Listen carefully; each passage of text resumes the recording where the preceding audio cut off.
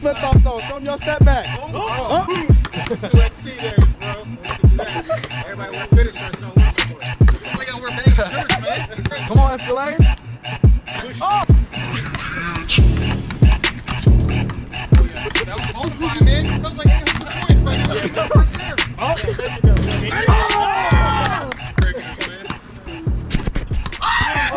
Do you think that you can really get to know who someone is through Instagram? More times than not, what we're going to use Instagram for is to post the highlights of our lives. And I think that same attitude that we have actually kind of corresponds with some of the ways that we look at the Bible. I think oftentimes when we maybe go to church or even sometimes here at Streets, we will hear Bible stories or we'll hear Bible passages and we'll think that, oh, well, the Bible is just full of just highlight moments, like Instagrammable moments. The reality is that the Bible's pretty grimy. How many of you guys know who David is? David and Goliath. Anybody ever heard of that story? Pretty famous story, right? He kills a giant. He then becomes a king. A bunch of Instagram moments. But here's the other part of David's story is while he was the king, he actually has an affair. The reality is that there was a mess in there as well. The world will see what we post, right? The world will see our really good moments. But the cool thing is that God actually knows my heart. God knows everything about me, just as the same way God knows every single thing about you.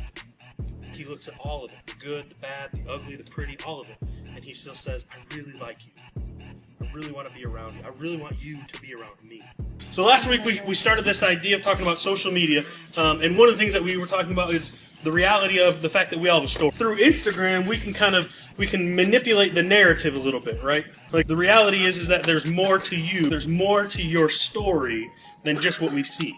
Kind of going along with the social media theme, specifically let's talk a little bit about Snapchat. But for the most part, most people are using Snapchat private to a degree. This idea of character and this idea of who we are in private, to me it's kind of one of those things that separates a little bit of like the Snapchat world versus the Instagram world. It's this exchange that happens that typically happens so that other people can't see it. Who are you when no one is watching? We all have stuff we don't want people to see. We all have stuff that we're probably not proud of. The reality is that yes, you do have a story, and yes, you're more than just the good points of your story, but the third point that I want to make tonight is that you also have a mess. When certain questions start getting asked, we'll just kind of look down. When certain questions get asked, you deflect with a joke. The reality is that that mess is still there. The truth is that the mess still exists. What are you holding on to?